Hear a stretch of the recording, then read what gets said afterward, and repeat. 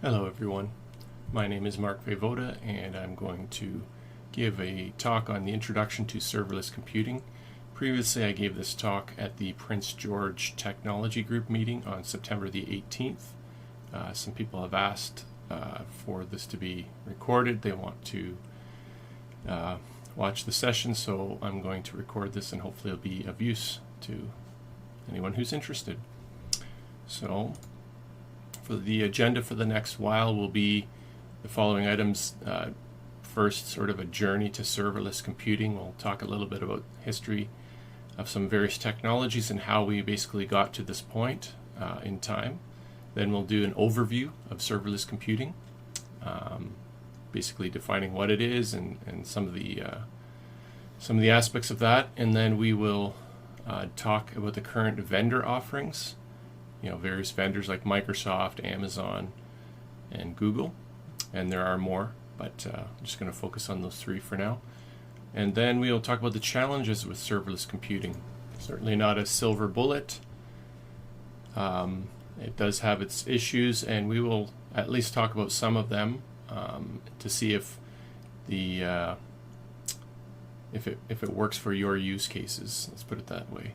And then we'll have a few demos. The first demo is going to cover function as a service.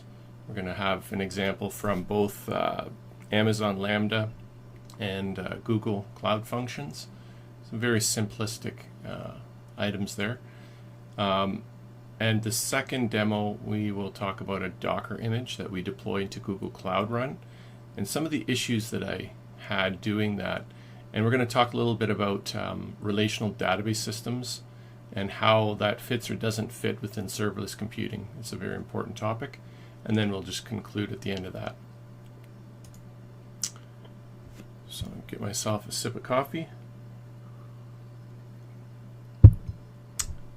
And so the journey to serverless computing, in the late 1990s, early 2000s, we all remember the dot-com era.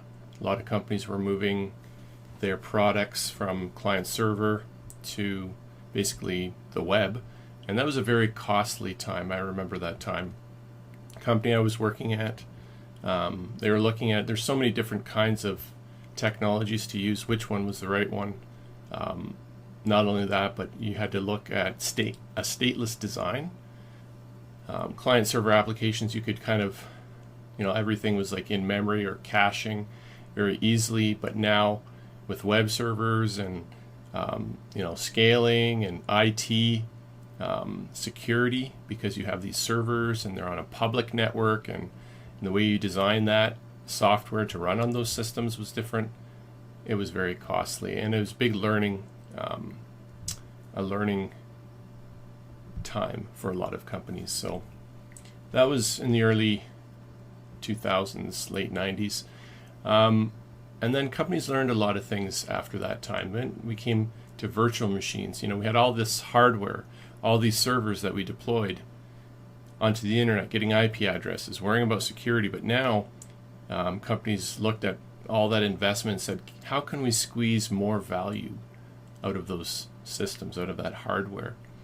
And virtual machines came onto the scene, allowed us to run more software on less hardware, basically squeezing out that extra RAM, that extra disk space, and maybe running more than one operating system on a server, multiple, and spanning those across multiple hard drives and multiple systems, kind of seamless to the software. So that was a pretty cool time. Saved a lot of money, eked out some more use out of the hardware, and it was a good start. Then we move on to containers. And containers, very interesting time. Here, instead of virtual machines where it was more at the hardware side of things, and you'll see lots of talks about this online on YouTube, containers more or less allowed us to separate concerns at the software level. One really good example I like to think of when I think of containers.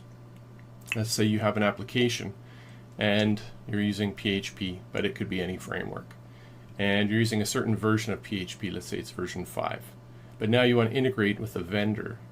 Maybe you're using Twilio or any old vendor to send text messages or something like that. but their SDK requires you to use PHP version 7. Well, mixing the two in one environment can be quite disastrous. They're really not compatible. They're not meant to run together. Lots of problems. Same could be with some JDK versions and stuff like that. So what you could do is you could make a special container that had that integration point to that vendor, had that version of PHP and whatnot, and then have your container talk to that container and still deploy it kind of like a seamless application. So that was pretty cool. You had isolation at the application layer and allowed just a lot of flexibility there. And deploying that software was easier, backing it up, making base images, all that kind of thing. Very useful. High availability, low overhead, a little less overhead than we had for VMs, at least so I've read online. Of course, there's pluses and minuses to both of those technologies. Anyways, moving on past containers, microservices was sort of the next progression. And that's really isolating your software even more, taking sort of one business function and moving that logic into a single service. So you have an endpoint that gets a user or gets user information. That's maybe one microservice. And another microservice is maybe something like what certifications does this user have for this date range? I don't know if that's the best example, but I'm just trying to show how microservices are intended kind of to do one thing, and to do that one thing very well and isolated to its own module, so that if that particular business logic requires you to scale a lot, like if there's 1 million users that could potentially run that logic and it's isolated into its own microservice, you can scale that part of the application without having to worry about the entire monolith application, which could be a lot more costly to allocate resources for that. So microservices were great. They isolated application logic even further. They also introduced some more complexities because of communication between services. Similar issues exist in a sense with serverless. We'll maybe touch on that later. But microservices, another great progression in that your logic was broken out and easier to maintain smaller chunks of applications and test them and scale them and so forth. All right, let's move on to what is serverless computing, an overview. So, what is serverless computing? Well, first of all, I should mention servers are involved in the equation. But it's called serverless because, as far as you are concerned, the user of the technology, there's no servers. And that's really why it's called serverless, because the concern disappears into the hands of the vendor and you focus on all the other aspects of software development.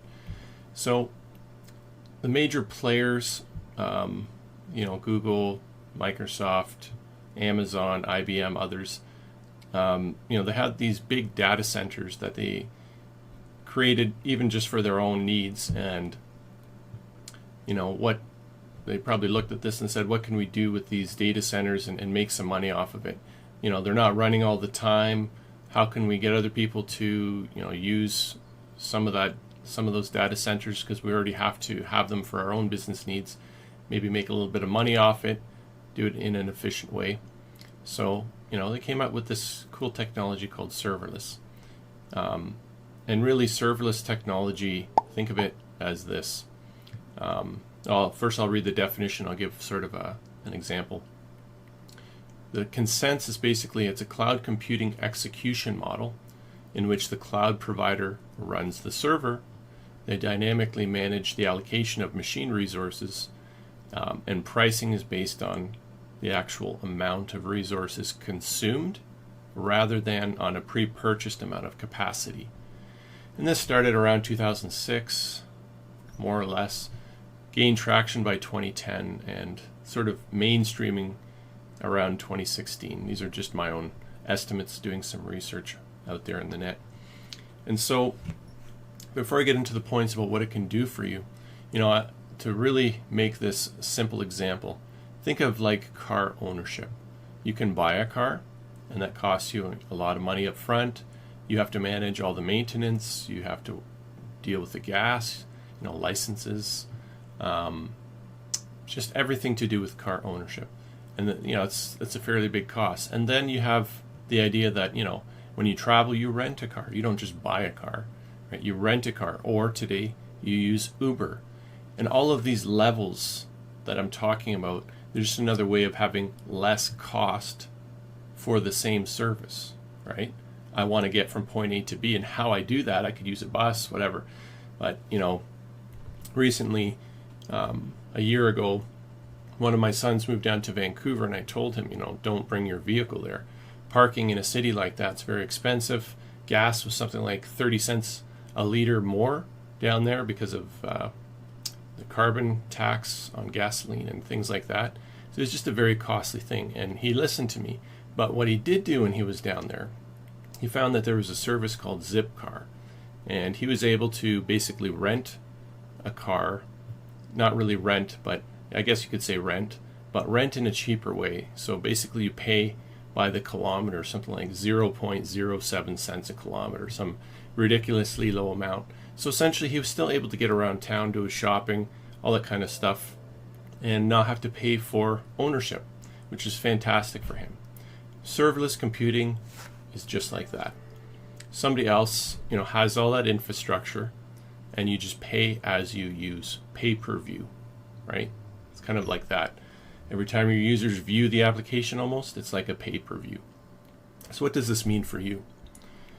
So it means you can save a lot of money. Just like in that example I gave with the car, all that infrastructure, the data centers, the licenses, this thing called scale to zero, which is a very important concept. What that means is you don't pay any money when no one's accessing the application.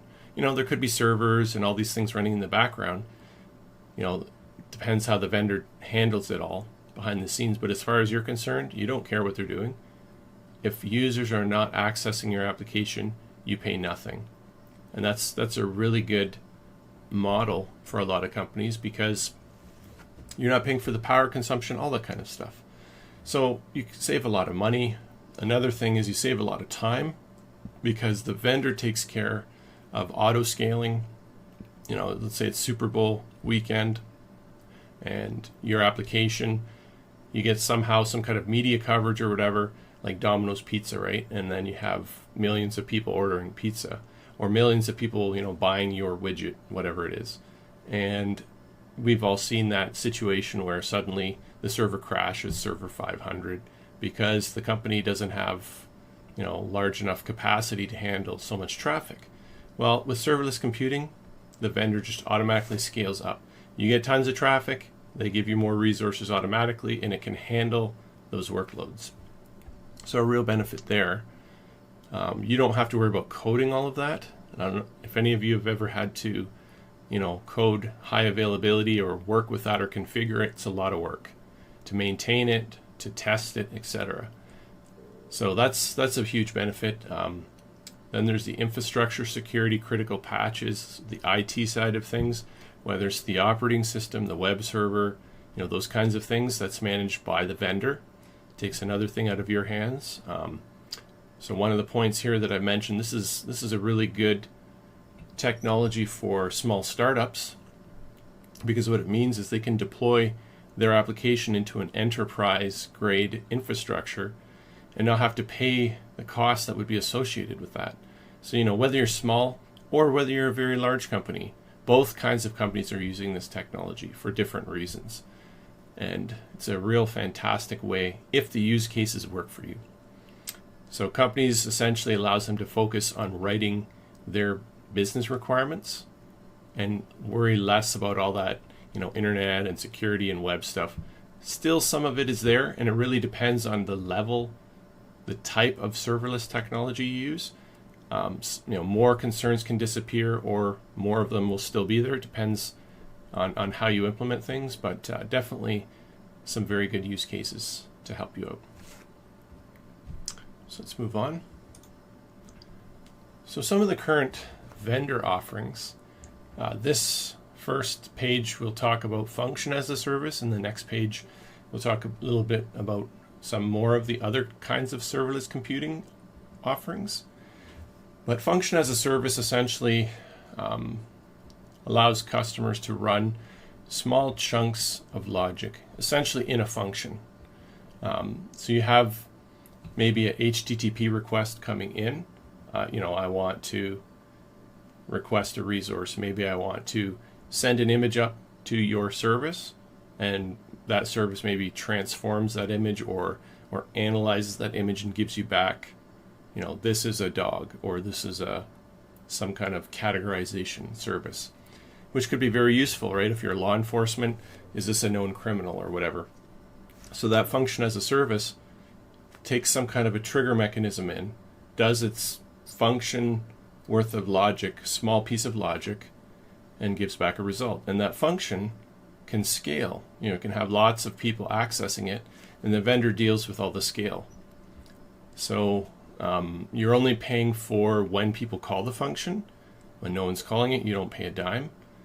And that's kind of, I would call that sort of the purest form of serverless computing. That's why I'm mentioning it first. You just have a small function, has some inputs, and again, that input doesn't have to be a web URL. Could be a trigger in a database table. Maybe somebody updates a field. Something like incorrect password attempts. That field increments, it triggers off this function and maybe does some kind of auditing or something. Right? So function as a service is at that level. And for the various vendors here in this table, we see AWS Lambda, that's from Amazon. We see Azure Functions from Microsoft. We see Google Functions from Google. And this is sort of as of September 2019. These were the languages they support in function as a service, and FaaS is the sort of acronym. And in our demo, we will do a Node.js demo, and we'll also do a Python demo. I picked those two languages because I essentially don't code in them very frequently, and they seem to be very popular languages. So I'm primarily a Java or C# or PHP guy. Anyway, so there's certain supported languages. Those will change over time. Typically, more languages get added as demand is there. And some interesting things here for function as a service. There are some limits from some vendors. So we see AWS Lambda has 1,000 parallel executions. It seems to be one of the limits that I've seen. I think after that, you have the option of either just rejecting requests, or I believe it goes into a queue.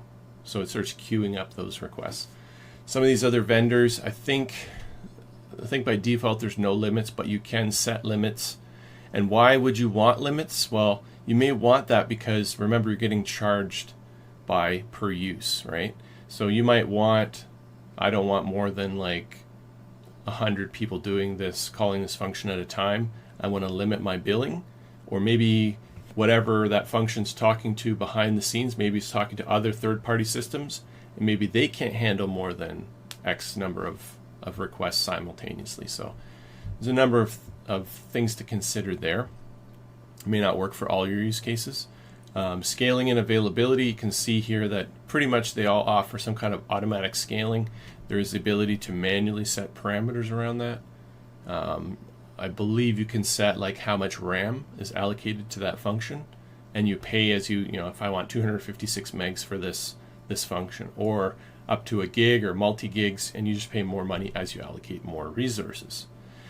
And just as a side note there, it's been mentioned a number of times in YouTube videos. Oftentimes when vendors say, hey, this function is performing very poorly, it's been reported that oftentimes it's because they haven't allocated enough RAM for their function.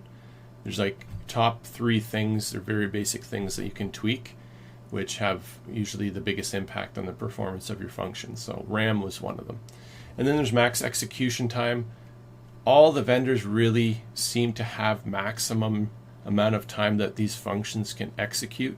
So function as a service is not really intended for long-running processes. These are meant for no more than so many seconds. You can have lots of them, but if you have a process that is some kind of forecasting or huge, data warehouse analysis, you can have this function call that in sort of a background process and come back to the user and say it's running. Here's a ID number that you can ping some other area to get a status.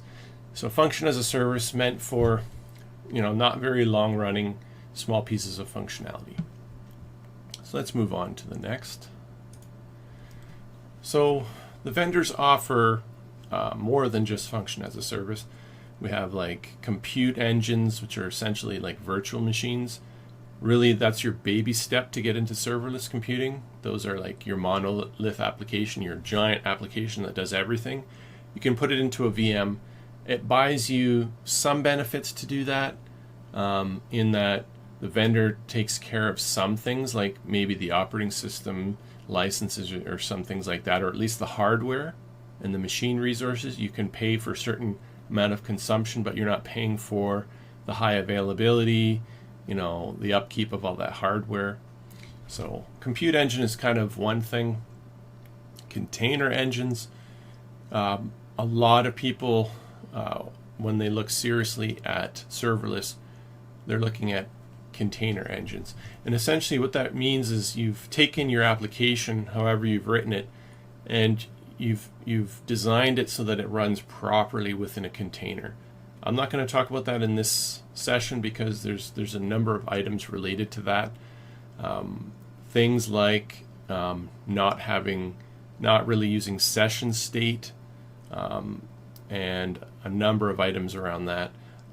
In one of my demos, I took an application as a traditional PHP application, and I was using session state, and the first thing I noticed when I deployed it into Google Cloud Run, was I tried to log in, and I successfully logged in, and it immediately kicked me out saying my session ended.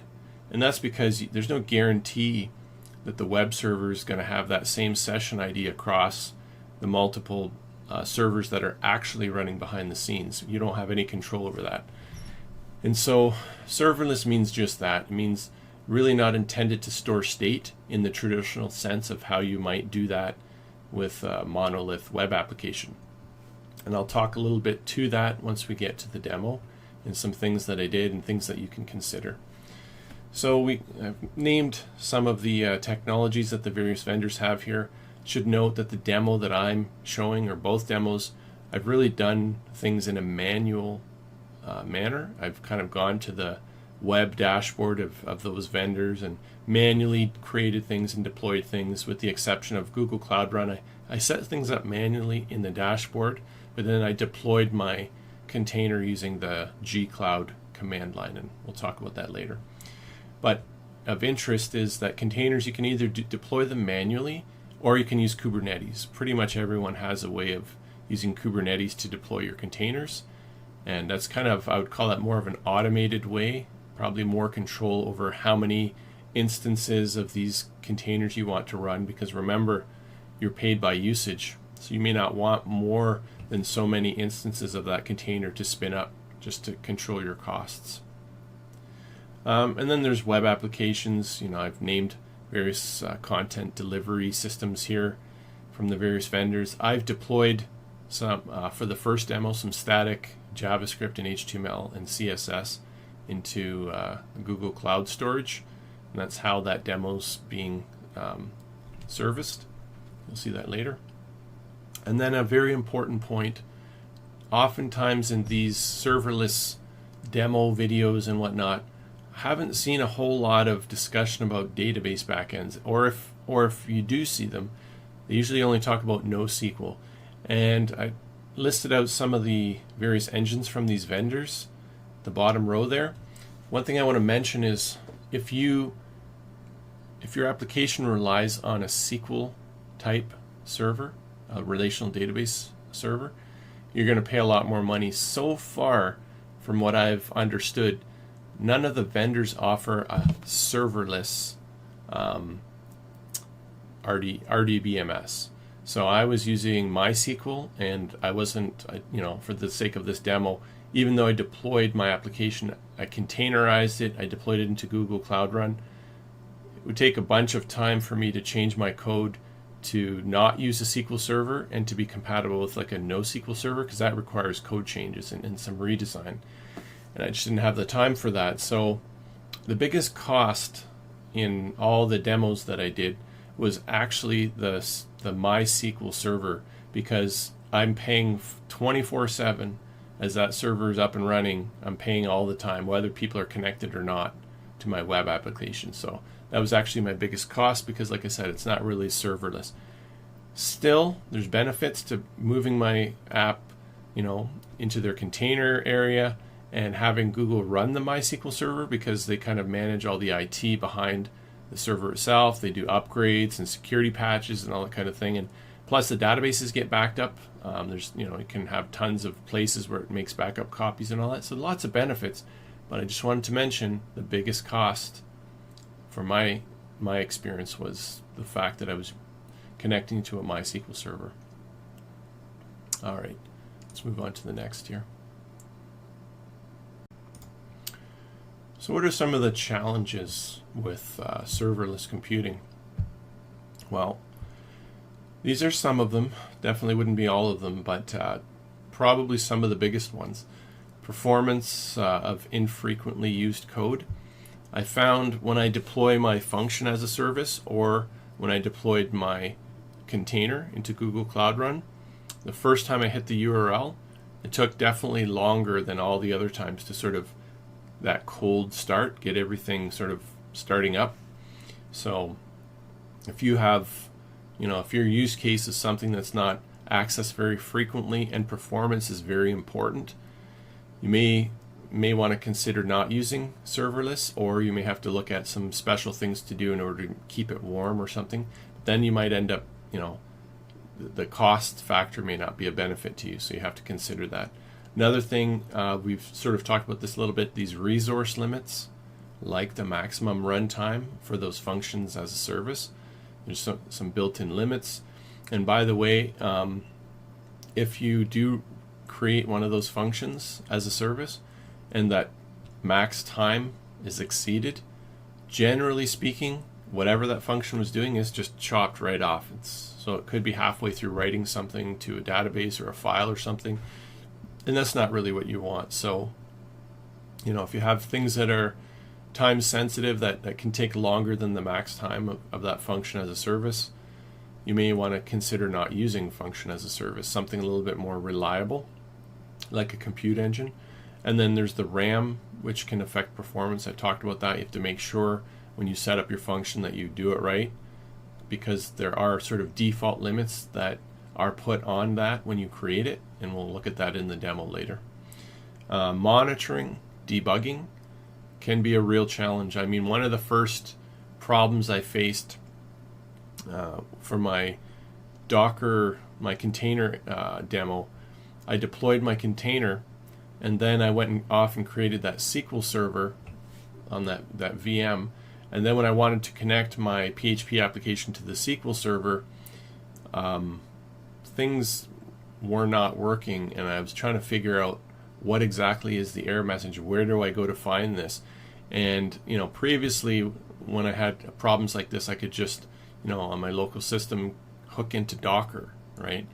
Just connect into the Docker shell and look at the shell command line and take a look at logs and stuff like that. Well, when you deploy to Google Cloud Run, you cannot connect to the Docker container, probably like for security reasons, also the fact that it's serverless. They kind of have full control over that. So monitoring, debugging, you have to think differently, and you have to write a little bit of different code. There are dashboards and stuff like that in serverless, but you, instead of like writing to your little log file, that's not going to work now, because that's state, right? Any kind of like writing files and stuff like that, that's a certain kind of state.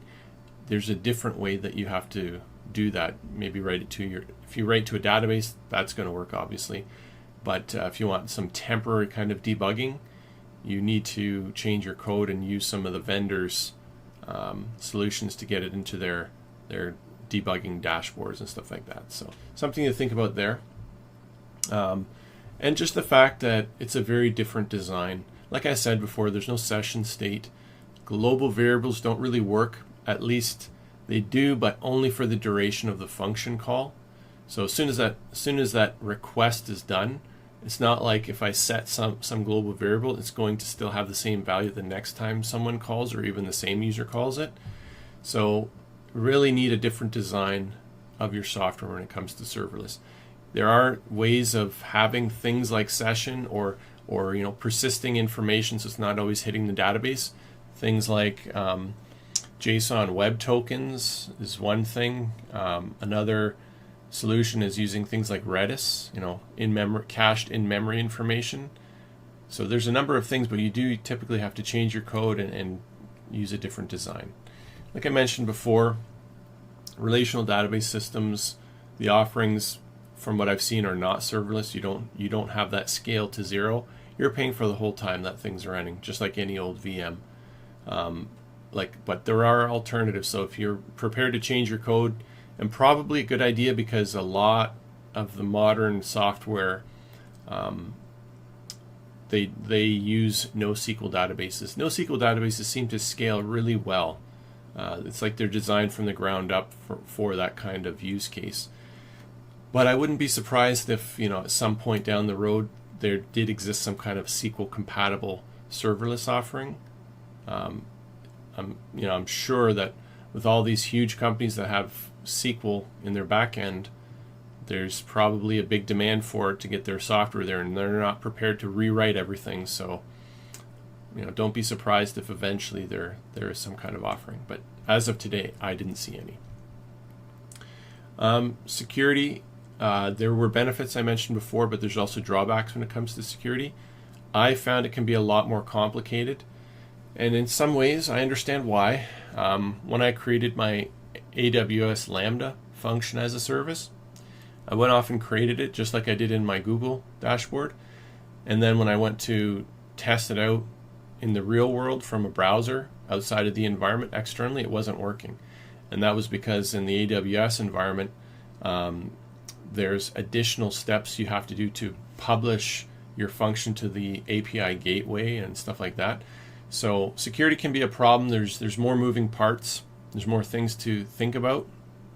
And failing to secure your serverless functions and even containers and everything can be pretty bad, because remember, you get a denial of service attack or lots of people hitting it that shouldn't be hitting it, and you're going to pay for those uses. So got to spend a lot of time thinking about this in the right manner. And remember, I talked about earlier, debugging is different. So let's just say you didn't set things up well for debugging and you didn't secure them. Now you have some hacker or you have some malicious actor hitting that URL. You're going to be paying a lot of money. It might be really hard to figure out what's going on. So you can have a house of cards collapsing in on you if you don't do things right. So I'm not trying to scare you away. I'm just trying to say, done wrong, you can get to trouble. Done right, there's some big benefits. And then the last item here that I'm going to mention is vendor lock-in. And I did things manually, and doing it that way, if I want to move one thing from this vendor to that vendor, it's a lot more work. So vendor lock-in is a concern. You'll see that in a lot of serverless talks.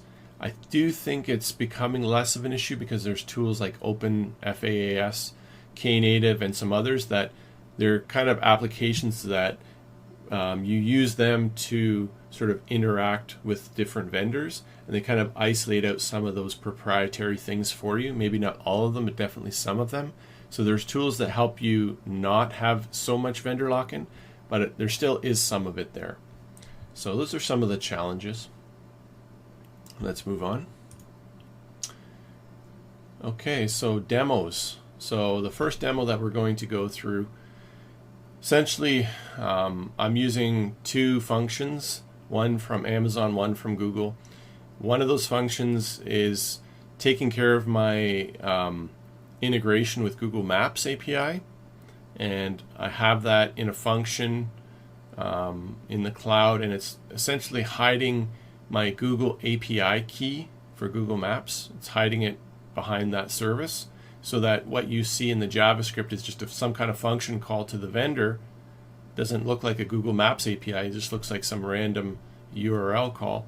But behind the scenes, we'll look at that function, and it's a way of kind of hiding secrets that you don't want your user to see.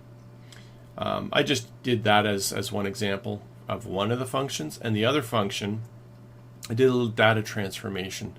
The other function integrates with the city of Prince George. They have this open data API where you can do things like get information about properties within the city. So with that function, what I did was I created a function that calls their API. It takes an input of the property ID, calls their API, massages, gets only what I need from the result, and sends that back to the JavaScript function. So it's a little bit of data transformation logic. And like I said, so this is the entry point up here where I deployed my static web application, JavaScript, HTML, CSS, and you can see storage.googleapis.com. This could easily have pointed to a domain if I had decided to, create a domain for this application, but I'm just doing everything very simplistic. And then two functions, one through AWS Lambda. I'm just showing the URL here for one of those functions, and then the Google Cloud function was this other one. And we will take a look and see what all of this does in a moment. And the second demo is using Google Cloud Run, and I'm deploying. I have an open source application that I maintain. I'm a volunteer firefighter, and this container application, it's meant for fire halls to help them communicate during a 911 call. And I made this application, I sort of containerized it so it can run within a Docker container. Did that a number of months ago. And then when I went to do this talk, I kind of made a few more small changes, and it's able to run within Google Cloud Run. And I'll talk about some of the experiences I had with that. Okay, so let's start with the first simple function as a service demo. Here you can see this is just sort of what the actual demo looks like from the user interface perspective. We have this static JavaScript, HTML, CSS page. We have this one edit box where you put in a property ID, and when you click draw bounds, let's see what happens. It draws the boundaries of a property, overlaying onto Google Maps. So how does this work? So let's take a look at the application. So the first thing we have here is an HTML file.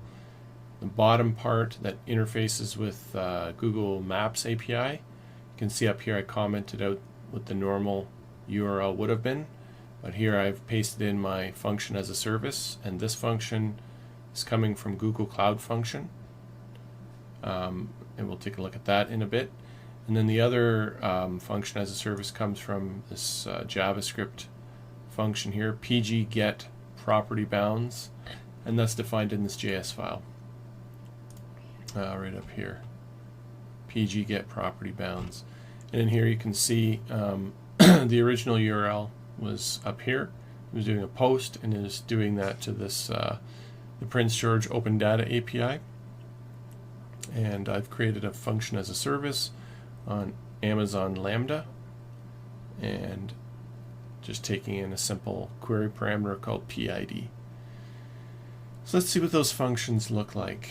So first of all, this is the Amazon function, and basically how you do this is you create your Amazon AWS account, and here on the left hand side you'll get to this place called functions under AWS Lambda functions, and you can just create or click on create function, and if I were to do that, I can give that function a name. If I just do this blank one, test X I'm going to call it, and you pick which programming language you want to write that function in.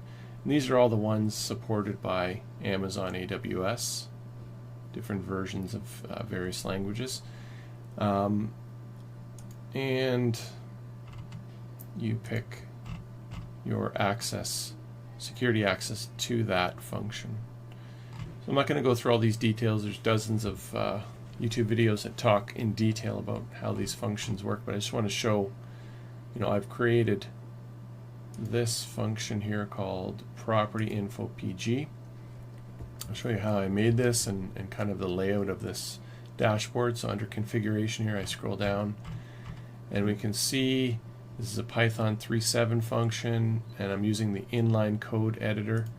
Could have uploaded a zip file or used a link to some asset I have in Amazon S3, but for simplicity I just did this simple function here. And this is sort of the template that they provide you, Lambda handler. You get this event parameter, function parameter, you get this context function parameter, and it's all documented how those things work. In this case, the way that you get your query parameters is you look at this event object and you go query string params and then the name of the query string parameter that you want to get. So I'm getting the property ID, putting it into this variable, and then I'm just proxying the code over to the original Open Data API URL here and passing my PID variable into the end of this right here. And I've just created a very simple Python function here to do all of this. So I'm calling that REST API, and then I'm getting the result, grabbing only the geo coordinates back. It gives you more than that, but I'm grabbing just the geo coordinates, and then of course I'm returning the geo coordinates in the result of this function. And so in the end, the JavaScript is simply getting back a JSON payload, which is just an array of geo coordinates. And then I pass those geo coordinates onto the Google Maps polygon, and it just renders that red shape that you saw. So that's the AWS function. You can test your function right here in the dashboard by looking at these test configuration items. So if I click on this, you can see this one I called test1, and this is where I set query parameter string, and then I hard-coded a value for the property ID. And once I've set that and it's selected here, I can just click test, and it's actually went and called that function, and it's showing me, when it's green, it means there's no server errors, just a normal result back.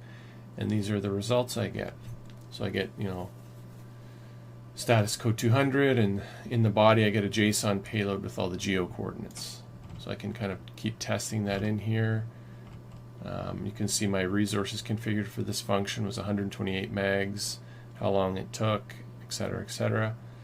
And then log output, that's another thing I can talk about, is in here, whenever you do these print statements, it prints sort of to this log console, but you don't see the print statements. They don't get sent to the caller that's calling this function. So it's a way of debugging.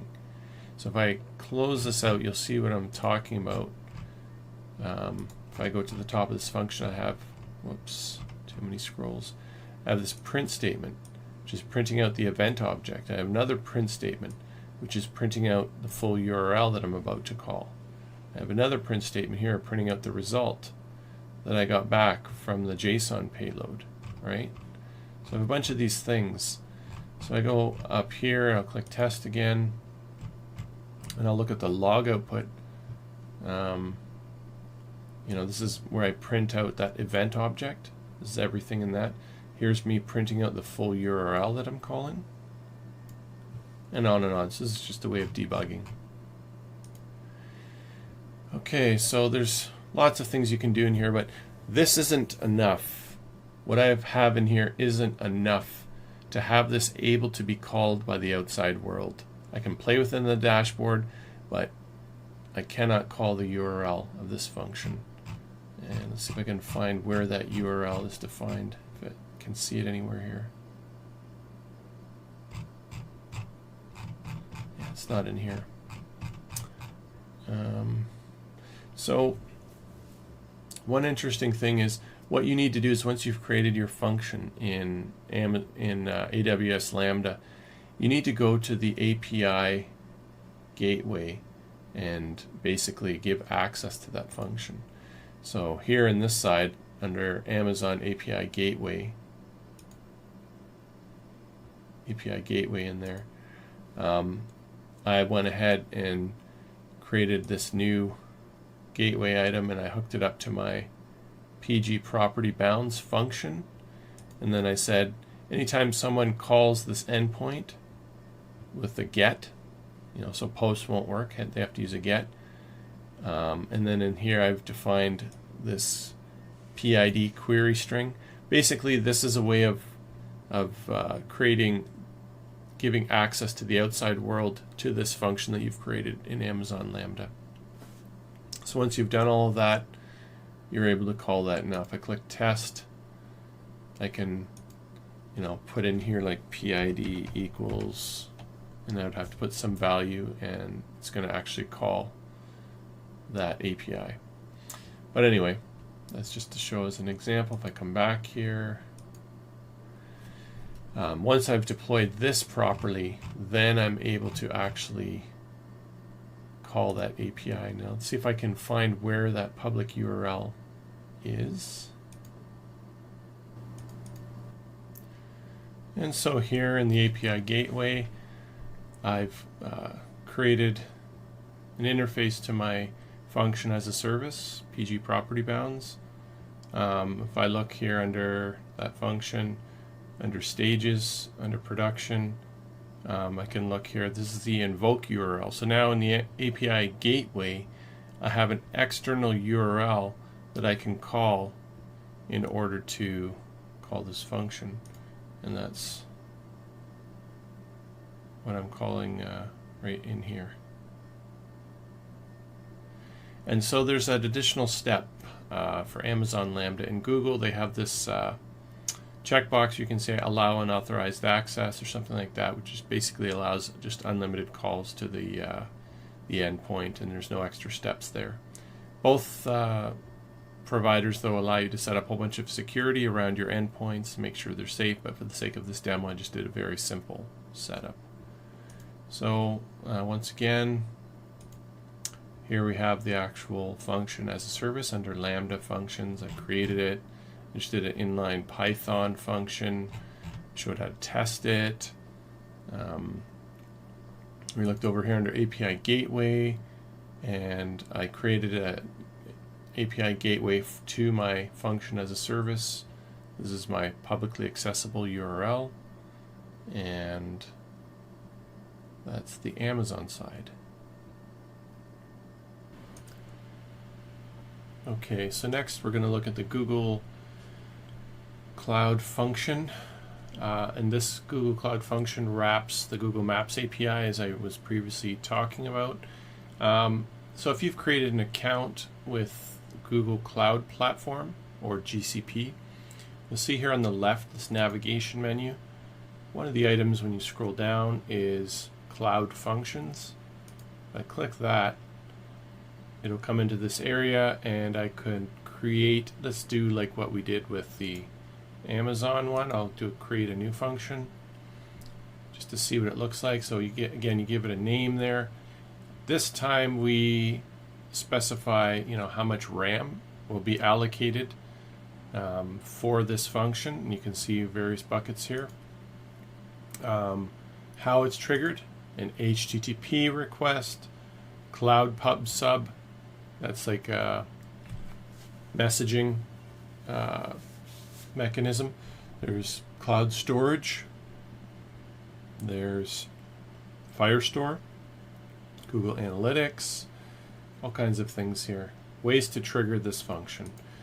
And then here's this sort of really basic security: allow unauthenticated invocations. And I guess if you're just doing some simplistic testing where you don't have to do any specific security around who can call this function, by default it's allowed. This makes it very simple. Otherwise you uncheck it, and there's a bunch of security that you have to set, probably similar to the Amazon AWS function, Lambda function. And then you can see your source code again, inline editor. You can upload a zip file, you can use something from cloud storage or some kind of cloud source repository. And then the runtime you want to pick. Here you can see Go, you can see Node.js, you can see Python.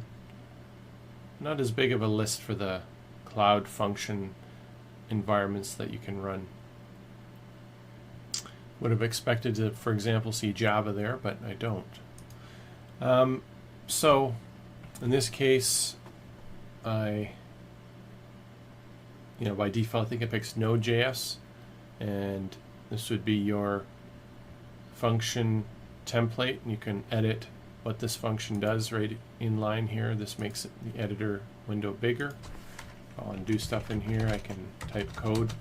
I can test it. Here's your package.json file for those who know how to work with Node.js. You can add your dependencies and whatnot in here. And this is the real function now that I'm showing us, the one used for the demo that I showed earlier, where we render the property boundaries in Google Maps.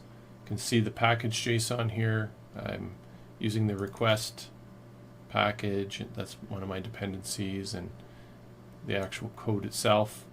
Here I have this Node.js function. It's a very simple proxy function, and I get the API key from an environment variable, and this is how you do it in Node.js. Now, where is that map_API_key defined?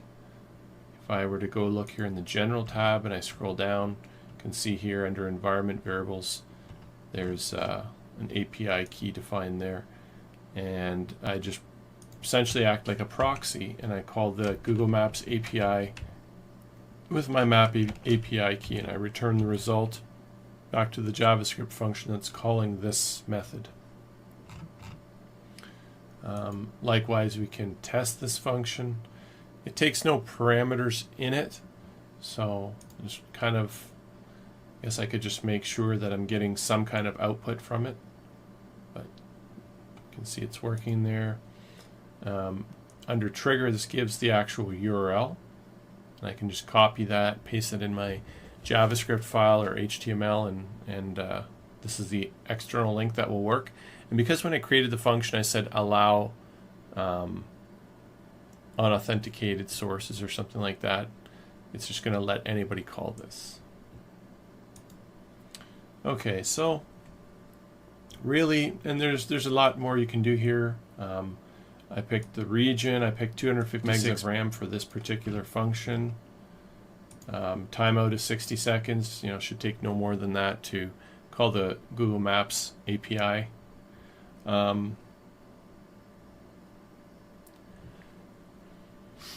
Yeah. And I can edit this.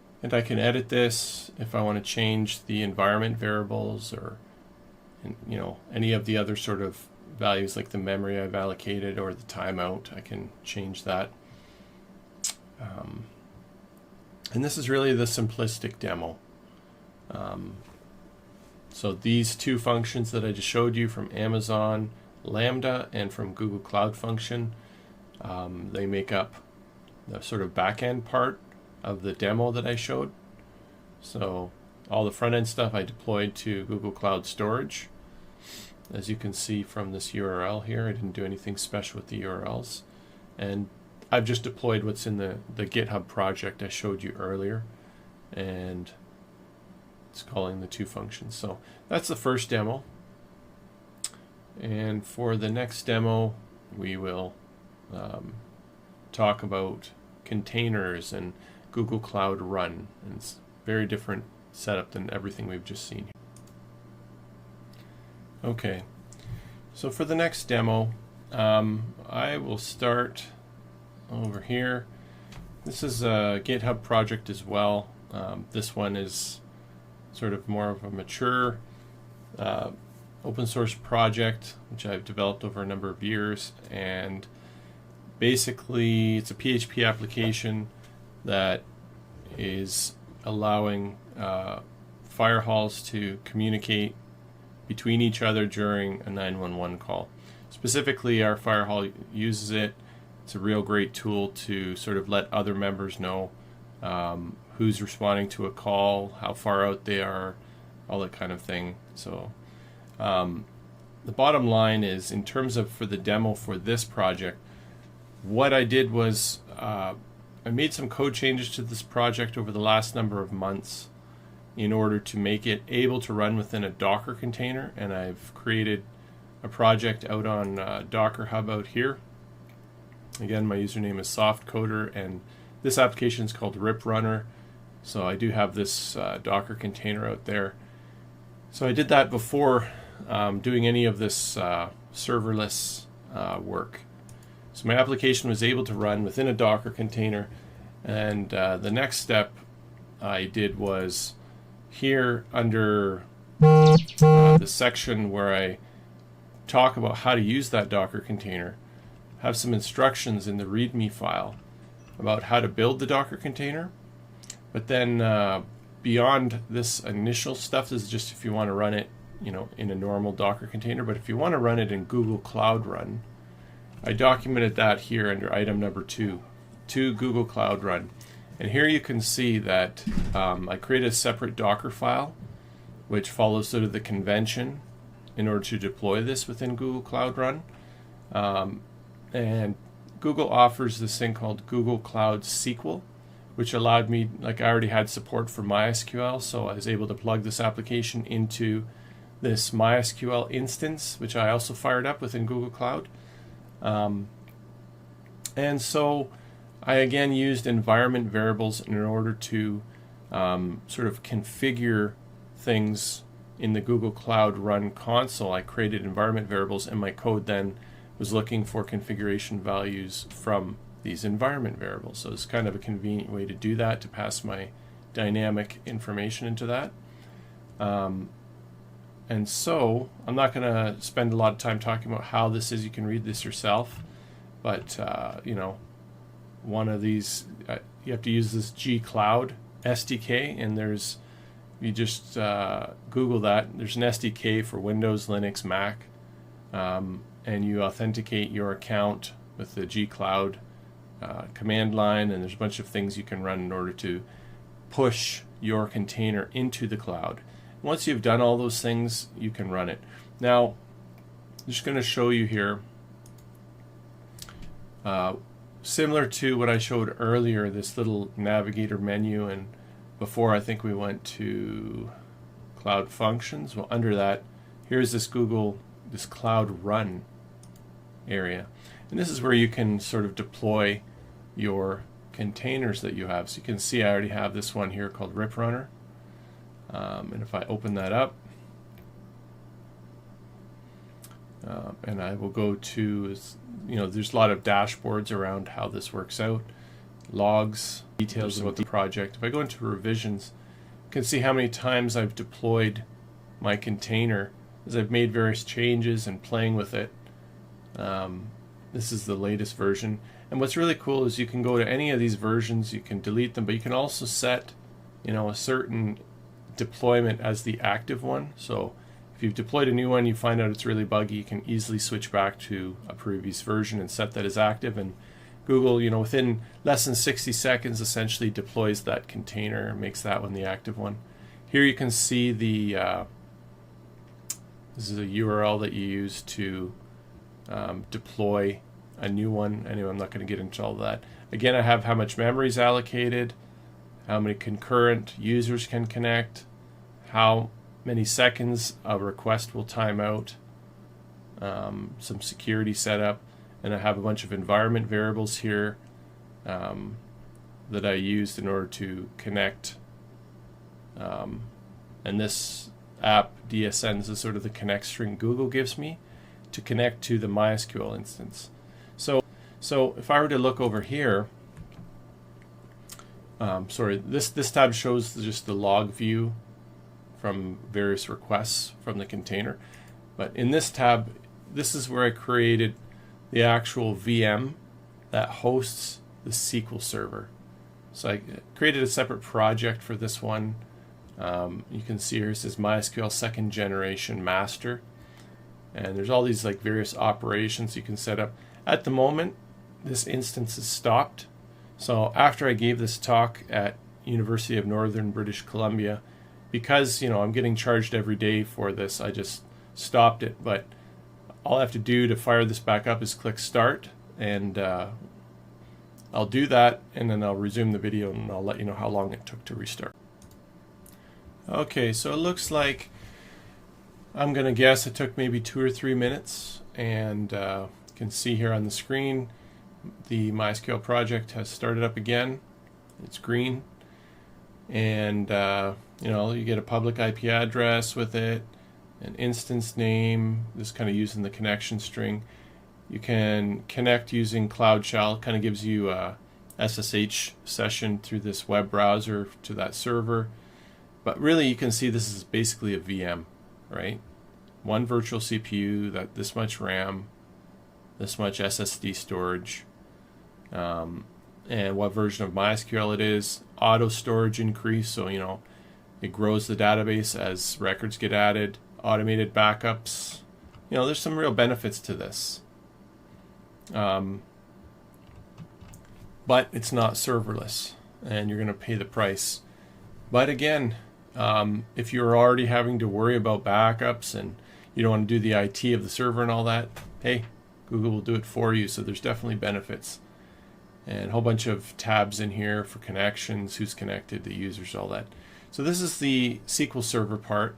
And just to briefly show the billing. So, I had this running for about a month, not even a month, but pretty close to a month. You can see here every day it's cost me about maybe $2.23 a day, something like that. And you can see the blue dot there, that's that SQL project. All the other projects are like, a penny or whatever. So serverless, if I found a way, if I kind of wrote some code and was able to have like a NoSQL option, my costs are going to come down probably quite a bit. I don't know 100%, but I have a feeling it's going to be a lot less than $2.23 a day. So, maybe that's not expensive for your use case. Maybe your use case is going to cost more depending on the resources you need for your SQL server. But if you can go with a NoSQL option, maybe it's going to be even better. One other thing I should mention is, depending on your requirements, maybe your data has to live within your data center. There's options for that. There's a whole networking feature where you can have like VPNs and stuff like that and connect into your own database from the Google Cloud. So you can deploy the application there, have it serverless, and then sort of the big bottleneck would be, in your data center where your database is living. So there's a lot of hybrid things you can do and whatnot. I just wanted to show this billing aspect here. So then, now that everything's up and running, what I'm going to do is I'm just going to hit this URL for the first time in a while, and let's see that cold startup. Normally this takes like a second or two. It's still loading, maybe 5 seconds, 6 seconds. So there's a cold startup there. So what I'm going to do is log into this Google Cloud Run container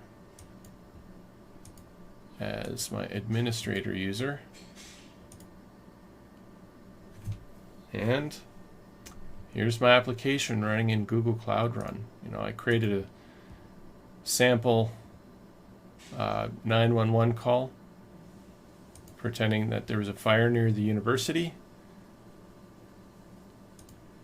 Right, so here's the university, and there's a little icon, the call origin. And not to get with, show all the aspects of this application. There's some interactivity here. I can specify different status change, and it's going to go off in any mobile users that are connected to this. They're going to get push messages or text messages and whatnot. And this is all working within the Google Cloud environment.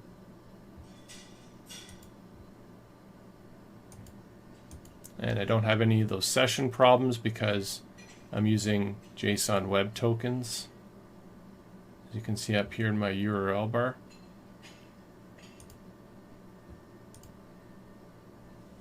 My user accounts.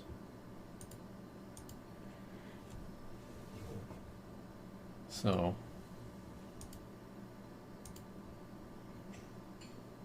let's take a look.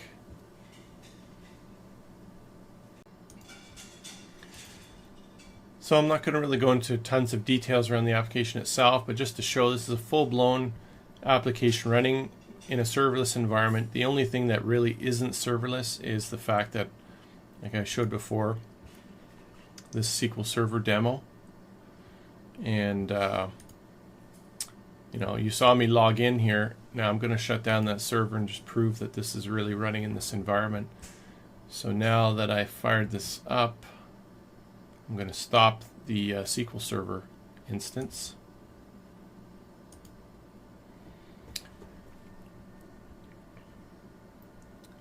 And this will take a while to shut down, and when it's done, I will resume the session.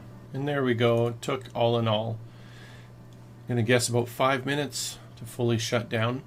Let's look at a few things here. So, first of all, here's the log entries for, not for the SQL Server, but for the container application, which what users connect to. We're going to see like the latest entry here is, at 2:56 in the morning. I don't know if this is universal time or whatever, but we see this entry here. We also see, and this is the log view, we also see up here, this is the public URL that I can use to call this web application. If I look at this next tab, this is the revisions tab. It's, again, I was just in the log tab earlier. This is that URL that I can just visit, and that's going to visit my application. So let's do that. And now that I've shut down the SQL Server, what happens if I try to log in? It's going to time out because guess what?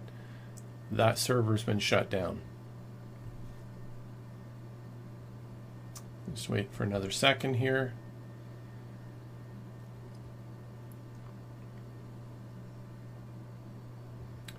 Right, some kind of SQL error, whatever the application does. So I go look over here in the log. Wonder if so the last entry is at 2:56:51.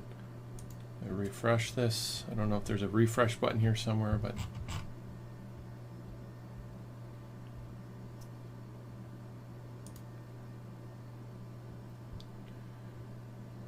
just refresh that manually, scroll down.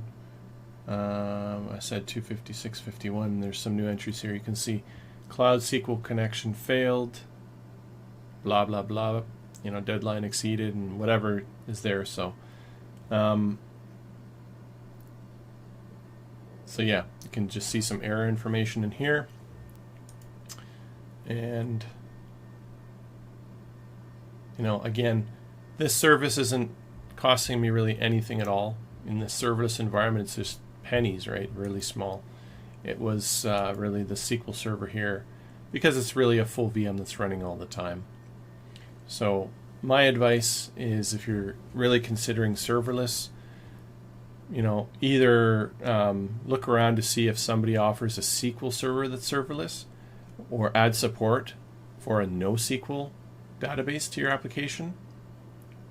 Or you can still move into that environment, but just realize you're going to pay sort of 24/7 for that VM that runs your SQL Server if it's something like MySQL. Okay, so that's really all I'm going to show from the container perspective. All the details in terms of how you would deploy this into the environment. I have all the command lines here and how you would set it up.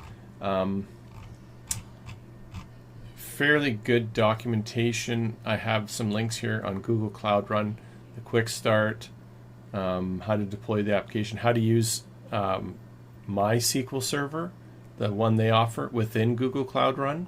So I've got some links there. And of course you can send me your questions through email or post your comments below the video. So let's come back to our presentation. Where are we at here? Okay. So we've seen a few demos here, nothing overly spectacular, just some introductory to the serverless environment. So like I was saying before, serverless computing, it's like Uber, or it's like Airbnb. There's all these companies out there that have data centers. They have the expertise in how to patch the operating systems and how to swap out the hardware and how to provide high availability and all that good stuff. Just like, people who offer their homes for Airbnb, and just like companies like Uber, people have cars and they know how to drive them. Well, the same thing for serverless. These companies offer their data centers and you just pay for what you use.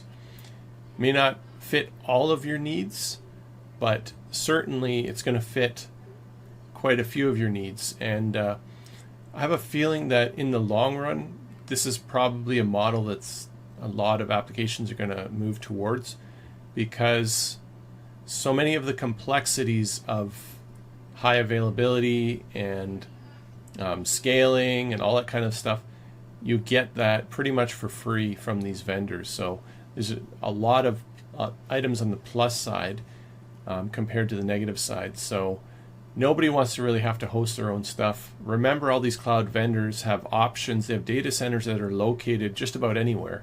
So if you have like HIPAA compliance or anything like that, a lot of these vendors, in a sense, have those certifications that they will host your data in with HIPAA compliance and all that kind of thing in the region that you want them to, and all that kind of thing. So there's a lot of benefits, is what I'm saying.